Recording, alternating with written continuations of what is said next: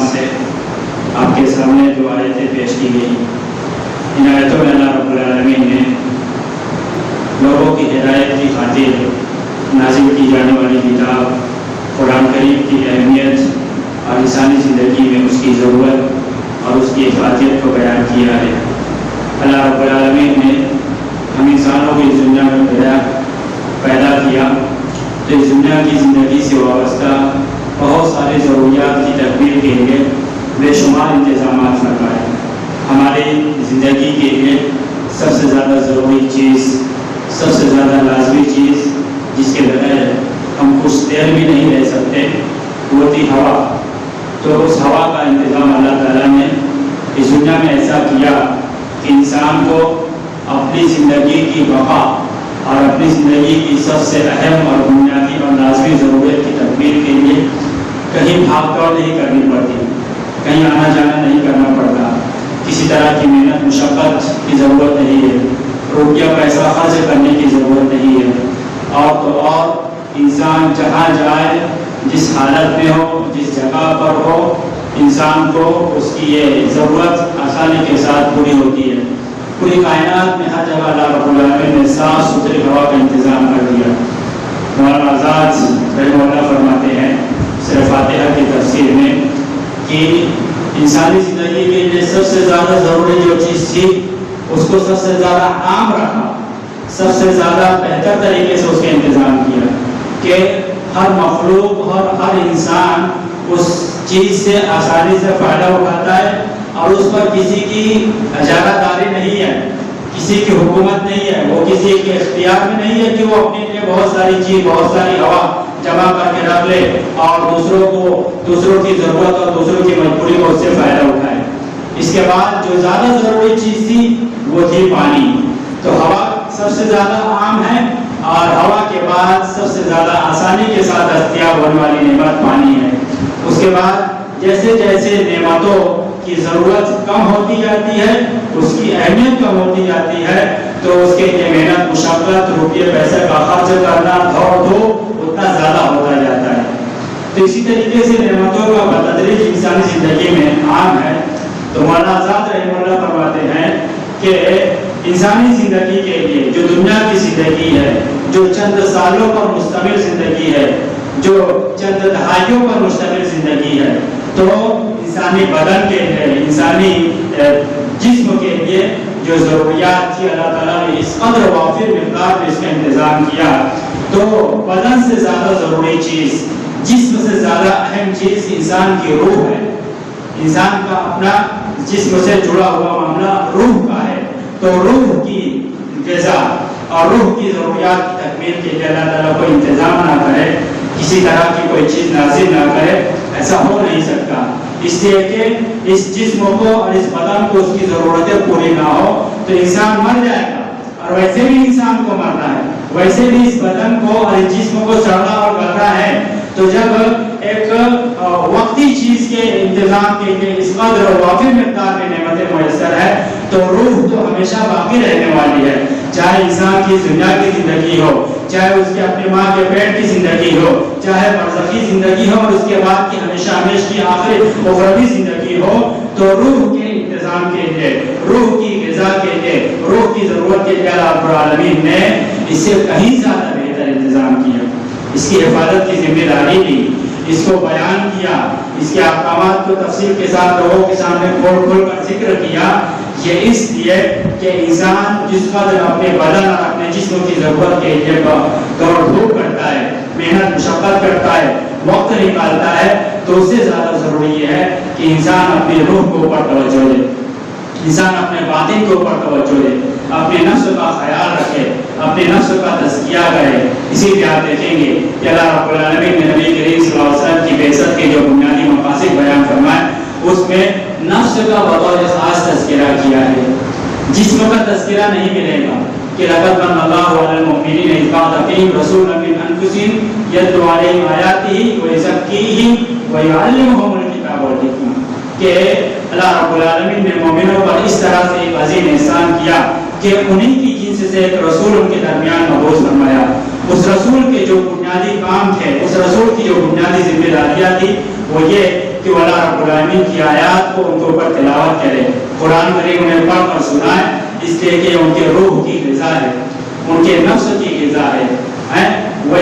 یتلو علیہم آیاتی ویزکیہم، ان کے نفس کا تزکیہ کرے، ان کی روح کو سدھارے، ان کے نفس کے اندر جو فساد اور بگاڑ آیا ہے اس کی اصلاح کرے، اس کو ٹھیک ٹھاک کرے، اس کو درست کرے، اور اس کی درستگی کا پہلا مرحلہ تلاوت ہے، قرآن کریم کی تلاوت، اللہ رب العالمین کی آیات کی تلاوت۔ یہ نفس کی غذا ہے اور نفس کی اصلاح کی سب سے بنیادی سیڑھی ہے۔ قرآن کریم کی جو آیت خطبہ مسنونہ کے بعد پیش کی گئی، اس میں اللہ رب العالمین نے ساری انسانیت سے خطاب کیا،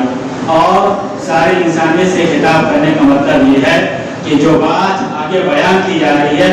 وہ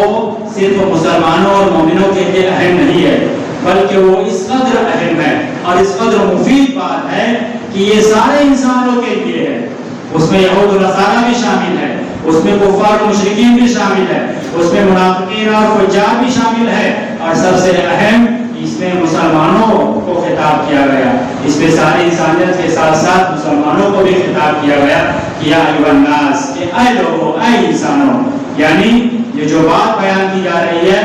اس سے فائدہ اٹھانا ہر انسان کی ضرورت ہے، ہر انسان کی اہم ذمہ داری ہے۔ فجاءتکم موعظۃ من ربکم، تحقیق کہ تمہارے پاس تمہارے پروردگار کی طرف سے نصیحت آ چکی ہے، ایک ایسی نصیحت جس کی ضرورت صرف مسلمانوں کو نہیں، ایک ایسی ضرورت جس کی ضرورت سارے انسانوں کو ہے، جس سے فائدہ اٹھانا سارے انسانوں کے لیے اہم ہے، سارے انسانوں کی بھلائی ہے، سارے انسانوں کی عافیت ہے، سارے انسانوں کی اصلاح اور سدھار کا تعلق اس نصیحت سے ہے، اور وہ نصیحت تمہارے پروردگار کی طرف سے آئی ہے۔ معلوم یہ ہوا کہ جو چیز جس قدر اعلیٰ مقام کی طرف سے آتی ہے، جو چیز جس قدر عظیم الشان شخصیت کی طرف سے آتی ہے، عظیم الشان ذات کی طرف سے آتی ہے، تو وہ چیز اسی قدر اہم اور قدر منزلت والی ہوتی ہے۔ تو فرمایا کہ تمہارے پروردگار کی طرف سے نصیحت آ چکی ہے، اس نصیحت کو سنو، اس نصیحت کو پڑھو، اس نصیحت کو سمجھو، اس نصیحت پر عمل کرو، اس نصیحت سے صرف اپنے آپ کو فائدہ نہ پہنچاؤ بلکہ اس نصیحت کو دوسروں تک پہنچاؤ تاکہ دوسرے بھی اس سے فائدہ اٹھائیں، دوسروں کو بھی اس سے فائدہ ہو۔ وہ کیا ہے، اور اس نصیحت اور اس قرآن اور اس کتاب کی خصوصیات کیا ہے؟ فرمایا کہ وَهُدًى وَرَحْمَةٌ لِّلْمُؤْمِنِينَ، کہ یہ نصیحت باعث ہدایت ہے۔ اسی کو سورہ بقرہ کی ابتدا میں کہا کہ ذَلِكَ الْكِتَابُ لَا رَيْبَ فِيهِ هُدًى لِّلْمُتَّقِينَ، کہ ایک ایسی کتاب اللہ تعالیٰ نے نازل کی ہے جس کی باتوں میں کوئی شک نہیں ہے، جس میں جو خبریں بیان کی گئی ہیں ان خبروں میں کوئی شک نہیں ہے، جو ماضی کے واقعات بیان کیے گئے ہیں ان واقعات میں کوئی شک نہیں ہے، جو مستقبل کی پیشن گوئیاں کی گئی ہے ان پیشن گوئیوں کے واقع ہونے میں اور برحق ہونے میں اور فی نفسی حقیقت کا اختیار کرنے میں کوئی شک نہیں ہے۔ اور اس کتاب کے اندر جو احکامات بیان کیے گئے ہیں، ان احکامات کی جو فوائد بیان کیے گئے ہیں، اس کتاب سے روبرداری کے جو بیانات انجام بیان کیے گئے، ان تمام تر باتوں میں کسی طرح کا کوئی شک نہیں ہے۔ اور وہ ہدی للمتقین، اور یہ کتاب متقیوں کے لیے ہدایت ہے۔ اور یہاں پر فرمایا وہدی، اور یہ نصیحت باعث ہدایت ہے، رہنمائی کا ذریعہ ہے، وہ رحمت، اور یہ نصیحت باعث رحمت ہے للمؤمنین، مومنوں کے لیے۔ یعنی جو شخص اس نصیحت پر ایمان لائے گا تو یہ نصیحت ہے، یہ کتاب اس کی زندگی میں ہدایت کا ذریعہ ثابت ہوگی۔ ہدایت صرف یہ نہیں کہ اسلام کفر کا راستہ چھوڑ کر اسلام اور ایمان کا راستہ اختیار کر لے، بلکہ زندگی کے جس شعبے میں بھی آدمی شرعی تعلیمات سے ہٹا ہوا ہے تو گویا کہ وہاں پر وہ گمراہ ہے، وہاں پر وہ صحیح راستے پر نہیں ہے، وہاں اس کے لیے ہدایت کا اختیار کرنا ضروری ہے اور ہدایت حاصل کرنا ضروری ہے۔ مثال کے طور پر ایک شخص نماز نہیں پڑھتا، غرض مسلمان ہے، وہ نماز نہیں پڑھتا یعنی وہ غلط راستے پر ہے، وہ کفر کے راستے پر ہے۔ جب تک وہ نماز پڑھنا نہ شروع کر دے تک گویا کہ وہ ہدایت پر نہیں آیا ہے۔ ایک شخص حرام کاروبار میں ملوث ہے تو گویا کہ وہ زندگی کے معاشی میدان میں گمراہی کا شکار ہے۔ جب وہ حرام چھوڑ کر حلال کا راستہ اختیار کرے گا تو وہ اس میدان میں ہدایت یافتہ ہوگا۔ اسی طریقے سے ایک شخص زندگی میں اپنے روزمرہ کے معاملات میں نبی کریم صلی اللہ علیہ وسلم کی سنتوں سے کوسوں دور ہے تو گویا کہ وہ روزمرہ کے معاملات میں ضلالت کا شکار ہے، وہ گمراہی کے راستے پر ہے۔ جب نبی کریم صلی اللہ علیہ وسلم کی سنتوں کو جیسے جیسے اختیار کرتا جائے گا تو وہ ہدایت کے راستے پر اسی قدر آتا جائے گا۔ تو معلوم ہوا کہ یہ قرآن اللہ رب العالمین نے ہمارے روح کی غذا، ہمارے روحانی ضرورت کی تکمیل کے لیے نازل کی ہے اور اسے نصیحت بتایا ہے۔ اور نصیحت کہتے ہیں ایسی چیز جو سراپا فائدہ پہنچانے والی ہے، جو سراپا خیر اور بھلائی کا ذریعہ ہو۔ یعنی یہ قرآن ہماری دین کی بھی ضرورت ہے، دنیا کی بھی ضرورت ہے اور آخرت کی کامیابی کے لیے بھی لازمی اور ضروری ہے۔ اسی لیے اس کو ہدایت کہا، اس کو رحمت کہا۔ معلوم ہوا کہ اگر کوئی شخص اپنی زندگی میں رحمت حاصل کرنا چاہتا ہے، اللہ کی رحمت کا مستحق بننا چاہتا ہے، تو اس کے لیے ضروری ہے کہ وہ اس کتاب سے اپنے تعلق کو مضبوط کرے، اس کتاب کو روز آنا پڑے، اس کتاب کے لیے خاص طور سے وقت نکالے، اس کتاب کو سمجھ کر پڑھنے کی کوشش کرے، اس کتاب کے احکامات پر عمل پیرا ہو، اس کتاب کو دوسروں تک پہنچائے۔ یہ رحمت کے حصول کا ذریعہ ہے۔ اور پھر آگے فرمایا ورحمۃ للمؤمنین کہ یا ایھا الناس قد جاءتکم موعظۃ من ربکم وشفاء لما فی الصدور، اور یہ سینوں کی بیماریوں کا علاج ہے۔ آدمی کے سینے میں، آدمی کے نفس میں، آدمی کے دل میں بہت ساری بیماریاں ہیں، اسے پتا نہیں کہ میرا دل بیمار ہے، اسے پتا نہیں کہ میرے دل میں مختلف قسم کی بیماریاں لاحق ہو چکی ہے۔ اس کے علاج کے لیے اللہ رب العالمین نے اس کتاب کو نازل کیا۔ کیسی بیماریاں ہیں؟ آدمی دین سے دور ہے، اللہ رب العالمین کے احکامات پر عمل کرنے کا اس کے اندر جذبہ نہیں ہے، اس کا سینہ، اس کا دل اسلام کے لیے پوری طرح سے کھلا ہوا نہیں ہے، تو گویا کہ اس کا دل بیمار ہے، اس کے دل میں حسد ہے، اس کے دل میں لوگوں کے تعلق سے کینہ کپٹ ہے، تو گویا کہ اس کے دل کو بیماری لگی ہوئی ہے، اس کے دل کو مرض لاحق ہے۔ اسی طریقے سے اگر اس کے دل میں نفاق ہے تو گویا کہ وہ اس کا دل بیمار ہے، اس کا دل مریض ہو چکا ہے۔ اس کے علاج کے لیے آدمی کے لیے ضروری ہے کہ وہ اس کتاب سے اپنے تعلق کو مضبوط کرے۔ وَهُدًى وَرَحْمَةٌ لِّلْمُؤْمِنِينَ، اور یہ کتاب لوگوں کے لیے باعث ہدایت، باعث رحمت ہے مومنوں کے لیے۔ تو معلوم ہوا کہ آدمی اپنے دل کو ٹٹولے،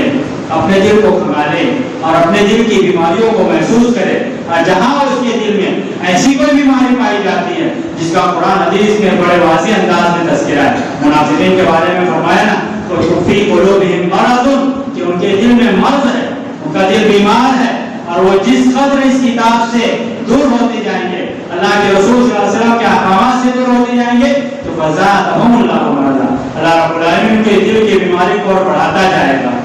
اور مومنوں کے دل کے بیماری کے لیے اس کو بطور علاج، بطور دوا اللہ رب العالمین نے نازل فرمایا، اور پھر مزید اس کی اہمیت کو اجاگر کیا۔ فرمایا قل، آپ لوگوں سے یہ بھی بیان کر دیجیے اس کتاب کے بارے میں، بفضل اللہ، کہ اللہ رب العالمین کے فضل کے نتیجے میں، یعنی اللہ تعالیٰ کا عظیم احسان ہے کہ اللہ تعالیٰ نے جس طریقے سے جسمانی ضروریات کی تکمیل کے لیے اس دنیا کو دسترخوان بنایا، مختلف قسم کی نعمتیں بکھیر دی، اسی طریقے سے اس روح کی ضرورت کے لیے روحانی غذا کے طور پر اس کتاب کو نازل فرمایا، اس کی حفاظت کی ذمہ داری لی، اور اس کو پڑھنے پڑھانے پر بے شمار جو ثواب رکھا۔ علامہ حسین رحمہ اللہ نے ایک بڑی گہری بات کہی، وہ یہ کہ جو لوگ قرآن کریم کو یاد کرتے ہیں، تو اللہ کے رسول صلی اللہ علیہ وسلم نے ارشاد فرمایا کہ جو قرآن کریم کا معاملہ اونٹ کی طرح ہے، کہ اگر اس کو پڑھا نہ جائے، اس کی تلاوت نہ کی جائے، اس کو بار بار پڑھا نہ جائے، اس کو دہرایا نہ جائے، تو جس طریقے سے اونٹ بھاگ جاتا ہے، اسی طریقے سے یہ قرآن سینے سے نکل کر بھاگ جاتا ہے۔ اس کو دوبارہ لانا بڑا مشکل ہوتا ہے، اس کو دوبارہ یاد کرنا بڑا مشکل ہوتا ہے۔ تو اللہ کے رسول صلی اللہ علیہ وسلم نے اس کی اہمیت کو بیان کیا کہ قرآن کریم کو اپنے سینے میں محفوظ رکھنا چاہتے ہو تو بار بار اس کو دہراؤ، بار بار اس کو پڑھو، اس سے اپنے تعلق کو مضبوط کرو۔ تو علامہ حسین رحمہ اللہ فرماتے ہیں کہ اللہ رب العالمین نے قرآن کریم کے ہر حرف پر 10 نیکیاں رکھی ہے، ہر حرف پر 10 نیکی۔ آدمی قرآن کریم کی ایک چھوٹا سا کلمہ کہتا ہے، وہ کہتا ہے کہ الم تر کیف، تو گویا کہ اس نے 8 کلمات کہے تو اس کو 80 نیکیاں مل گئی۔ تو اللہ رب العالمین نے ہر حرف پر 10 نیکی رکھی، اور دوسری طرف اللہ کے رسول صلی اللہ علیہ وسلم نے اس قرآن کے بھاگنے کی مثال اونٹ کے ساتھ تشبیہ دے کر بیان فرمائی، تاکہ لوگ اسی بہانے اس کو پڑھتے رہیں، اور اللہ رب العالمین اپنے بندوں کو بے شمار اجر و ثواب اور بے شمار نیکیوں سے نوازتا رہے۔ یعنی حصول اجر کا ایک ذریعہ اس طرح سے بیان کر دیا کہ قرآن کریم کو اپنے سینے میں محفوظ رکھنا ہے، تو اس کو پڑھو اور جس قدر پڑھو گے اللہ رب العالمین کے اجر و ثواب کی مستحق قرار پاؤ گے۔ اسی لیے اللہ رب العالمین نے اس کو اپنا فضل قرار دیا کہ قل بفضل اللہ، یہ اللہ تعالیٰ کا فضل تھا، اللہ تعالیٰ کا لوگوں پر احسان تھا، ساری انسانیت پر احسان تھا کہ اللہ تعالیٰ نے اس کتاب کو نصیحت کے طور پر نازل کیا، اس کتاب کو ہدایت کا ذریعہ بنایا، اس کتاب کو رحمت کا ذریعہ بنایا، اس کتاب کو برکت کا ذریعہ بنایا، اس کتاب کو گمراہی سے نکلنے کا ذریعہ بنایا، اور اس کتاب کو آخرت کی نجات کا ذریعہ بنایا۔ بفضل اللہ و برحمتہ، اللہ تعالیٰ کا فضل بھی ہے، اللہ تعالیٰ کی رحمت بھی ہے۔ اور پھر اس کی اہمیت کو مزید اجاگر کیا کہ بفضل اللہ و برحمتہ هو خیر مما یجمعون، کہ یہ کتاب، یہ قرآن، یہ اللہ رب العالمین کی نعمت، وہ نعمت ہے، اس قدر عظیم الشان نعمت ہے، قدر منزلت والی نعمت ہے، اس قدر قیمتی نعمت ہے کہ دنیا والے جو کچھ جمع کرتے ہیں، جو مال و اسباب جمع کرتے ہیں، جو مال و دولت جمع کرتے ہیں، جو پراپرٹی بناتے ہیں، جو دولت اور روپیے پیسے کا ذخیرہ اکٹھا کرتے ہیں، تو ان تمام جمع کرنے والی چیزوں سے کہیں زیادہ بہتر یہ کتاب ہے۔ یعنی ایک شخص کو دنیا مافیا کی بہت ساری نعمتیں حاصل ہے، وہ بڑا دولت مند ہے، لیکن اس کے پاس اس کی کتاب نہیں ہے، وہ اس کتاب پر ایمان نہیں لے سکا، وہ اس نصیحت سے فائدہ نہیں اٹھا سکا، یہ کتاب اس کے لیے ہدایت کا ذریعہ نہیں بن سکی، یہ کتاب اس کے لیے رحمت اور برکت کا ذریعہ نہیں بن سکی، تو گویا کہ وہ اللہ رب العالمین کی حقیقی نعمت سے، اللہ کے حقیقی انعام سے بڑا محروم ہے۔ اور وہ شخص جس کو اس کتاب پر پڑھنے پڑھانے، اس پر ایمان آنے کی توفیق ملی، وہ اللہ رب العالمین کے ہاں بڑا مالدار ہے، بڑا خوش نصیب ہے، بڑا قیمتی بندہ ہے، جو اس کتاب کو پڑھتا ہے، اس کتاب کو سمجھتا ہے، اس کتاب کو لوگوں تک پہنچاتا ہے۔ اسی لیے فرمایا کہ لوگوں کو چاہیے کہ اس نعمت کے نزول پر، اس نعمت کے ملنے پر خوشی کا اظہار کرے۔ جس طریقے سے آدمی اپنے گھر کے لیے زمین خریدتا ہے تو خوشی کا اظہار کرتا ہے، اس زمین پر گھر بناتا ہے تو خوشی کا اظہار کرتا ہے، اس گھر کو مزید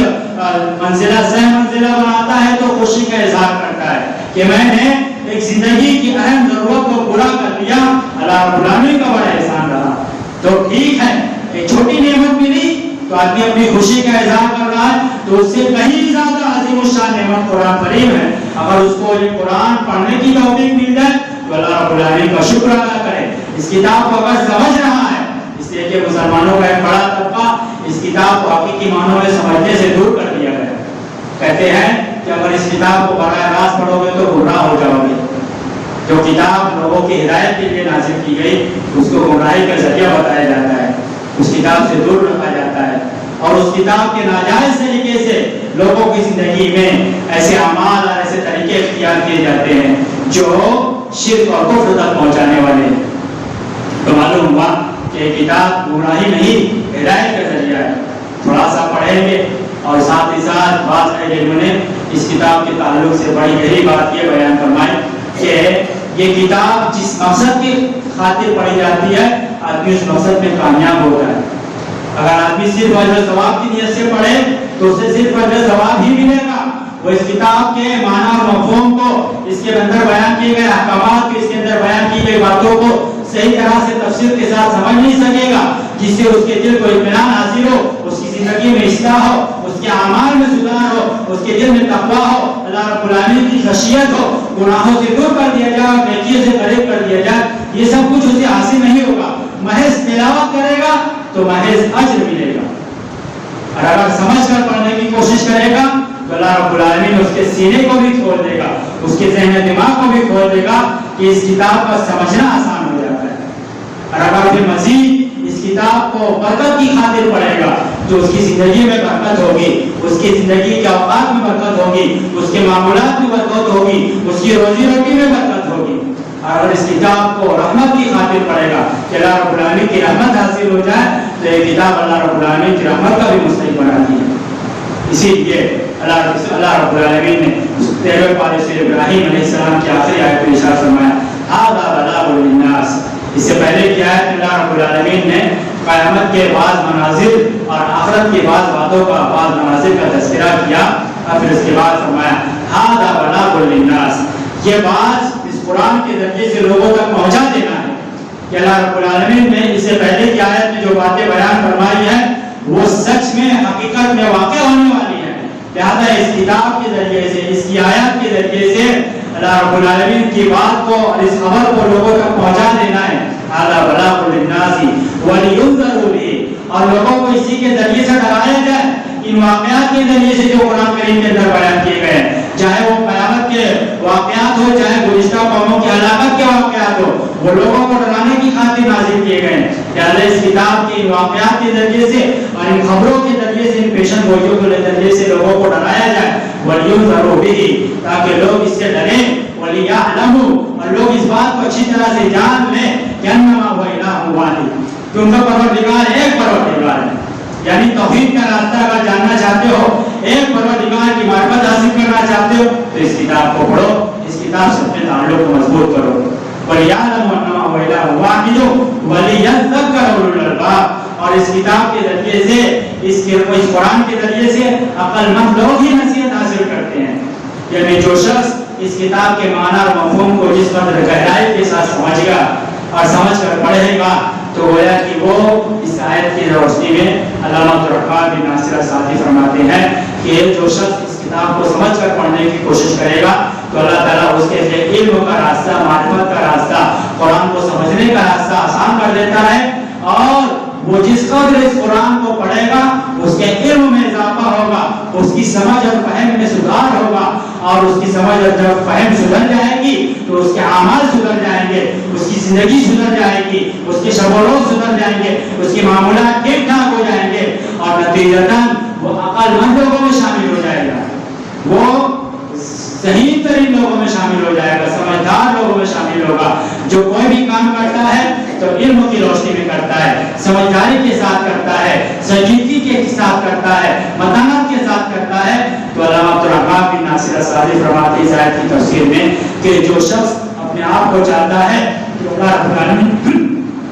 اللہ تعالیٰ کی نظروں میں ان لوگوں میں شامل کر دیا جائے جو عقل مند ہیں, اہل علم ہے, سمجھدار ہے, تو وہ اس کتاب کو پڑھے, اس کتاب کو سمجھے. اور جو لوگ اس کتاب کو پڑھتے نہیں, اس کتاب سے بڑے دور ہیں, اس کتاب کے راستے سے دور ہو گئے, بھٹکا دیے گئے ہیں, تو اللہ رب العالمین نے ایسے لوگوں کی حالت کو قیامت کے دن کے حوالے سے بیان فرمایا کہ وقال الرسول یا ربی ان قوم اتخذوا هذا القرآن مهجورا, کہ رسول کہیں گے کل قیامت کے دن اللہ رب العالمین کی بارگاہ میں شکایت کریں گے اپنے ان امتیوں کے تعلق سے, ان مسلمانوں کے تعلق سے جو اس کتاب کو نہ پڑھتے ہیں, نہ پڑھاتے ہیں, نہ سمجھتے ہیں, نہ سمجھاتے ہیں, نہ خود عمل کرتے ہیں, نہ دوسروں تک پہنچاتے ہیں. جن کے بارے میں ارشاد فرمائیں گے اللہ کے رسول صلی اللہ علیہ وسلم, یا ربی, اے میرے پروردگار, ان قوم اتخذوا هذا القرآن مهجورا, کہ میرے قوم نے اس قرآن کو چھوڑ دیا تھا, اس قرآن کو چھوڑ دیا تھا, اس پر عمل نہیں کیا تھا. علامہ ابن قیم رحمہ اللہ اس کتاب کو اور اس قرآن کو چھوڑنے کا کئی معنی بیان کیا ہے. سب سے پہلا مطلب یہ کہ آدمی اس قرآن کو اس قدر چھوڑ دے اور اس قرآن سے اس قدر دور کر دیا جائے کہ وہ اس کو صرف اور صرف تلاوت کی بھی توفیق نہیں ہوتی. یعنی وہ اپنے روزمرہ کی معاملات میں اتنا وقت بھی نہیں نکال سکتا کہ کچھ دیر اس قرآن کو کھول کر پڑھے, اس کی تلاوت کرے. یہ قرآن کو چھوڑنے کا پہلا مطلب ہے. آج آدمی اپنے روزمرہ کے روٹین اور اپنے معاملات پر غور کرے کہ اللہ رب العالمین کی توفیق اسے کتنی حاصل ہے. اللہ تعالیٰ کی طرف سے اس کو اتنی توفیق ملتی ہے کہ اپنے معمولات میں جہاں بہت سارے ضروری کاموں کی ایک فہرست بناتا ہے اور ترتیب کے ساتھ جو کام زیادہ ضروری ہوتے ہیں پہلے وہ کرتا ہے, تو کیا اس کے روزمرہ کی 24 گھنٹے میں اتنا وقت نکلا ہے یا نکالتا ہے کہ وہ اس کتاب کو, اس قرآن کو پڑھے اور بطور خاص اہتمام کے ساتھ اس کی تلاوت کرے؟ اگر نہیں تو ہم ان لوگوں میں شامل ہیں جو جن کے بارے میں اللہ کے رسول صلی اللہ علیہ وسلم شکایت کریں گے کہ میری قوم نے اس قرآن کو چھوڑ دیا تھا. دوسرا مطلب یہ ہے کہ آدمی قرآن تو پڑھتا ہے, اس کو کچھ نہ کچھ پڑھنے کی توفیق ہوتی ہے, لیکن سمجھ کر نہیں پڑھتا کہ اللہ تعالیٰ کہنا کیا چاہتا ہے, ترجمے اور تفسیر کے ساتھ نہیں پڑھتا. چاہے آدمی بذات خود قرآن کی تفسیر پڑھے یا دروس قرآن میں شرکت کرے یا قرآن کریم کی مجلسوں میں بیٹھے, اہل علم کی مجلسوں میں بیٹھے اور اس کو سمجھ کر پڑھنے کی کوشش کرے, یا اللہ تعالیٰ کی بعض آیتیں اللہ تعالیٰ کے بعض احکامات کو سمجھ لے اہل علم کی زبانی، تو اس کی بھی توفیق نہیں ملتی، یعنی صرف تلاوت کی توفیق مل رہی ہے، اس کو سمجھ کر پڑھنے کی توفیق نہیں مل رہی ہے، تو یہ بھی قرآن کا چھوڑنا ہے۔ اسی طریقے سے آدمی قرآن کو سمجھ لیا، بعض باتیں اس کی سمجھ میں آ گئی، روزانہ کچھ نہ کچھ قرآن کے کسی آیت کو کسی حصے کو سمجھ رہا ہے، لیکن عمل کی توفیق نہیں مل رہی، تو اس قرآن پر عمل کرے اور اس قرآن کو اپنی زندگی میں لائے، اس کی بھی توفیق نہیں مل رہی ہے، تو گویا کہ ابھی بھی وہ قرآن سے دور ہے اور قرآن کو چھوڑا ہوا ہے۔ حقیقی معنوں میں قرآن کا اختیار کرنا یہ ہے کہ آدمی تلاوت بھی کرے، سمجھ کر بھی پڑھے، اپنی زندگی میں نافذ بھی کرے۔ اسی طریقے سے اس کا ایک مطلب یہ بھی ہے، بعض اہل علم نے بیان کیا کہ اللہ تعالیٰ نے اس کتاب کے اندر، اس قرآن کے اندر جن چیزوں کو حلال کیا ہے، آدمی اس کو حلال سمجھتا ہے اور انہی چیزوں کا اختیار کرتا ہے، چاہے وہ کاروبار ہو، ذریعہ معاش ہو، کھانے پینے کی چیزیں ہو، لباس ہو یا زندگی کی دوسری ضروریات ہو۔ اگر حلال چیزوں کو اختیار کرنا ہے جو قرآن نے بیان کیا، اللہ کے رسول صلی اللہ علیہ وسلم نے اپنی حدیث کے اندر بیان کیا، تو گویا کہ وہ اس قرآن کو اختیار کیا ہوا ہے، قرآن کو پکڑے ہوئے ہے اور قرآن پر عمل پھیلائے اور اس کے حرام کردہ چیزوں سے دور ہو، حرام کردہ چیزوں سے اجتناب کرنے والا ہو، حلال کو خود بھی اختیار کرے، دوسروں کو بھی اس کی ترغیب دے، اور حرام کو خود بھی چھوڑ دے، ترک کر دے، اور دوسروں کو بھی اس بات کی نصیحت کرے، تاکید کرے کہ یہ چیز اللہ تعالیٰ نے حرام قرار دی ہے، لہٰذا اس کو چھوڑ دیا جائے۔ قرآن کریم میں اللہ تعالیٰ نے سود کو حرام کیا ہے۔ کتنے لوگ ہیں جو سود سے دور ہیں؟ بعض لوگ تو قرآن کریم کے اس حکم کو بدلنے کے لیے یہ بہانے اختیار کرتے ہیں کہ ہندوستان میں مسلمانوں کے لیے سودی کاروبار کرنا یا سودی لین دین کرنا جائز ہے۔ اللہ رب العالمین نے رشوت کو حرام کیا ہے کہ حکام تک اپنے مال کو باطل طریقے سے پہنچایا جائے، یہ حرام ہے۔ کتنے لوگ رشوت سے دور ہیں زندگی کے مختلف میدانوں میں، بلکہ تعلیم کے میدان میں بطور خاص۔ اسی طریقے سے اللہ رب العالمین نے اس قرآن کے اندر کھانے پینے کی بہت ساری چیزوں کو حرام کر دیا ہے، تو کتنے لوگ ان حرام کردہ چیزوں سے دور ہیں؟ اگر نہیں تو گویا کہ ہم قرآن کو چھوڑے ہوئے ہیں، اور اللہ کے رسول صلی اللہ علیہ وسلم ہمارے خلاف کل قیامت کے دن شکایت کریں گے کہ میرے قوم نے اس قرآن کو چھوڑ دیا تھا، اور قرآن کا چھوڑ دینا قرآن کی برکت سے محروم کر دیا جانا ہے۔ اسی لیے اللہ رب العالمین نے سورہ انعام میں ارشاد فرمایا وَهَذَا كِتَابٌ أَنزَلْنَاهُ مُبَارَكٌ، کہ یہ کتاب جس کو ہم نے نازل کیا ہے یہ مبارک ہے، برکت کا ذریعہ ہے۔ زندگی میں برکت چاہتے ہو تو قرآن کو پڑھو، اپنی زندگی میں نافذ کرو۔ گھر میں برکت چاہتے ہو تو گھر میں قرآن کو پڑھو، قرآن کا دراسہ کرو، قرآن کو سمجھو اور سمجھاؤ۔ اور اعمال میں برکت چاہتے ہو تو اس کتاب کے ذریعے سے اپنے اعمال کو انجام دو، اور اگر کاروبار میں برکت چاہتے ہو تو اس کتاب کے ذریعے سے جو احکامات بیان کیے گئے ہیں انہی احکامات کی روشنی میں اپنے کاروبار کو کرو۔ غرض زندگی کے جس شعبے میں بھی آدمی برکت کا خواہاں ہے، برکت کا خواہش مند ہے، تو انتظار زندگی کے اس حصے میں، اس شعبے میں برکت لائے کی شرط ہے کہ اس کو ویسے ہی اختیار کیا جائے جیسا کہ اللہ تعالیٰ نے بیان فرمایا۔ مبارک، اور برکت اسی وقت آئے گی جب اس کی اتباع کرے گی۔ اسی لیے فرمایا فَاتَّبِعُوهُ، یعنی اس کی اتباع کرو، جب تک اتباع کرتے رہو گے، اس قرآن کے احکامات پر عمل کرو گے، تمہاری زندگی میں برکت ہوگی۔ وَاتَّقُوا، اور تقویٰ کا راستہ اختیار کرو، یعنی اتباع واجبات اور فرائض کی اور احکامات کی، اور اتقاء یعنی تقویٰ کا اختیار کرنا، یعنی حرام کردہ چیزوں کا چھوڑ دینا جو اللہ تعالیٰ نے اس کتاب کے اندر بیان فرمایا۔ جب یہ سب کچھ کرو گے تو اللہ تعالیٰ نے فرمایا لعلکم ترحمون، تاکہ وہ تمہارے اوپر رحم کیا جائے، تمہارے اوپر رحمتوں کا نزول ہو۔ رحمتوں کا نزول کب ہوگا؟ جب اس کتاب کو پڑھا جائے گا، اس کی اتباع کی جائے گی، اس کے حلال کو حلال سمجھ کر اختیار کیا جائے گا، حرام کو حرام سمجھ کر اس سے اجتناب کیا جائے گا، تو زندگی میں برکت ہوگی اور اللہ تعالیٰ کی طرف سے رحمتیں ہوگی۔ تو معلوم ہوا کہ اس زندگی کے امن سکون کے لیے اور آخرت کی کامیابی کے لیے اللہ رب العالمین نے ہمارے پاس یہ نصیحت نازل کی ہے، لہٰذا اس نصیحت کو جس قدر پڑھیں گے، سمجھیں گے تو ہمارے لیے اتنا ہی فائدہ ہے، اور زندگی میں اسی قدر برکتیں ہوگی، خوشحالیاں ہوگی، اور آخرت کی نجات کی اسی قدر امید ہوگی۔ اللہ رب العالمین سے دعا ہے کہ میں احکامات کو سمجھنے اور ان کے مطابق عمل کی توفیق دے، اس کتاب کو سمجھ کر پڑھنے کی توفیق عطا فرما، اس کے احکامات پر عمل پیرا ہونے کی توفیق عطا فرما، جو باتیں اس میں حلال کی گئی ہیں اس کو اختیار کرنے، اور جو حرام قرار دی گئی ہیں اس سے اجتناب کرنے کی توفیق عطا فرما، اور ہمیں قرآن کو زندگی بھر اپنے قرآن اپنے رشتے کو تعلق کو مضبوط رکھنے کی توفیق عطا فرما جب تک دنیا میں زندہ اس کتاب کے احکامات پر عمل پیرا ہونے اور اسلام پر ایمان پر توحید پر زندہ ہمارا خاتمہ فرما تو اسلام پر توحید پر ایمان پر ہمارا خاتمہ فرما اقول قولی ھذا واستغفر اللہ لي ولکم ولسائر